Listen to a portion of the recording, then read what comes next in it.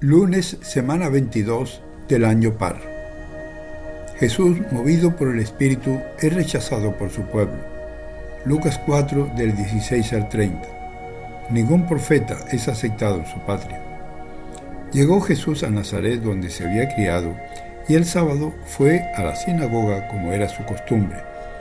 Se puso en pie para hacer la lectura y le pasaron el libro del profeta Isaías. Jesús desenrolló el libro y se encontró con el pasaje donde está escrito: El Espíritu del Señor está sobre mí. Él me ha ungido para llevar buenas nuevas a los pobres, para anunciar la libertad a los cautivos y a los ciegos que pronto van a ver, para despedir libres a los oprimidos y proclamar el año de gracia del Señor. Jesús entonces enrolló el libro, lo devolvió al ayudante y se sentó, mientras todos los presentes tenían los ojos fijos en él. Y empezó a decirles: hoy les llegan noticias de cómo se cumplen estas palabras proféticas.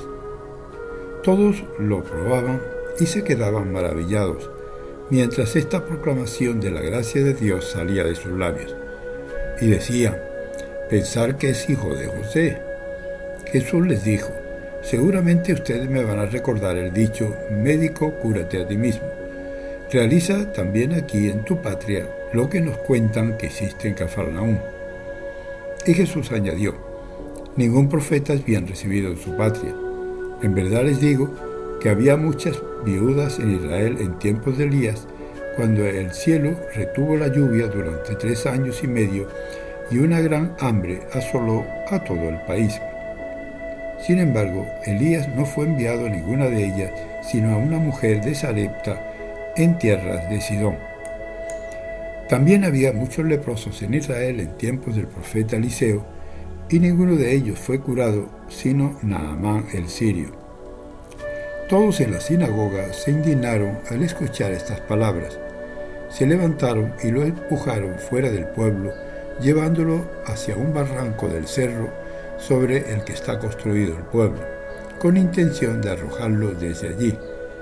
Pero Jesús pasó por medio de ellos y siguió su camino. En primer lugar, a Jesús le mueve el Espíritu Santo. Inaugura su ministerio en la sinagoga de Nazaret con la palabra de Dios. Lee un texto de Isaías y hace suya las palabras del profeta: el Espíritu del Señor está sobre mí. Me ha ungido Él para llevar buenas noticias a los pobres. Se siente consagrado y fortalecido por el mismo Espíritu de Dios para realizar la tarea encomendada. Él viene para traer libertad, luz, liberación y proclamar el año de gracia del Señor.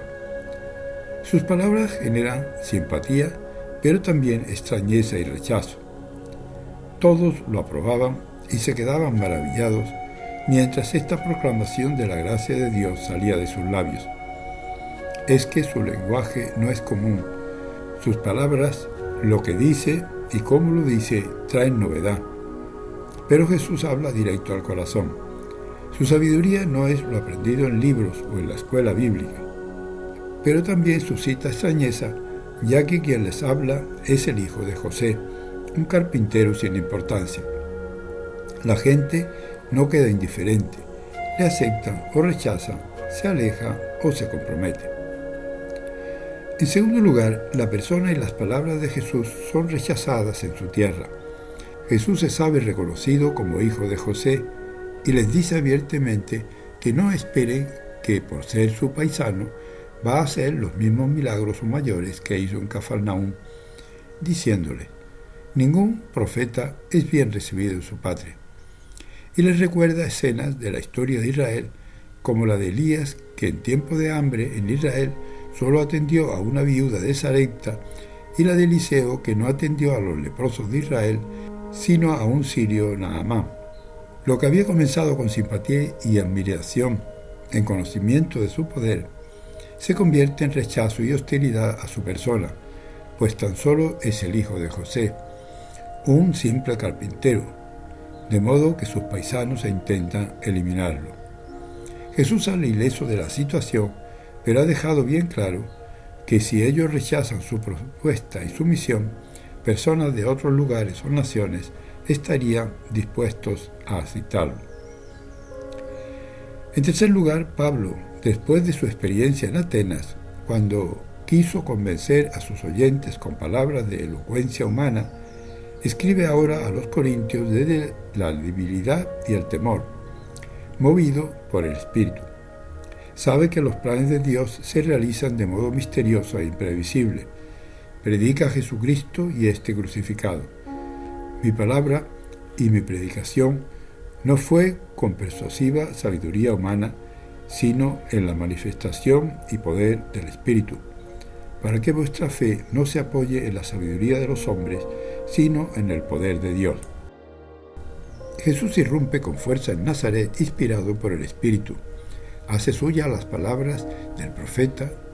Su misión es llevar buenas nuevas a los pobres, anunciar la libertad a los cautivos y a los ciegos que pronto van a ver, despedir libres a los oprimidos y proclamar el año de gracia del Señor. Un mensaje de esperanza y liberación. Necesitamos también hoy recuperar ese espíritu profético de Jesús, haciendo realidad ese mensaje de liberación y esperanza. Preguntémonos cómo vivimos nuestra vocación profética en nuestros diversos contextos, familiar, laboral, social o eclesial. Si bien Jesús trae un mensaje de esperanza y liberación, justamente en su tierra es rechazado. Total, no es más que el hijo de José, el carpintero. ¿Cuántas veces, movidos por nuestros prejuicios, descalificamos aportes valiosos de gente humilde a través de quienes Dios nos habla? Que el Señor nos dé luz para descubrir, si las hubiera, actitudes similares en nuestro proceder.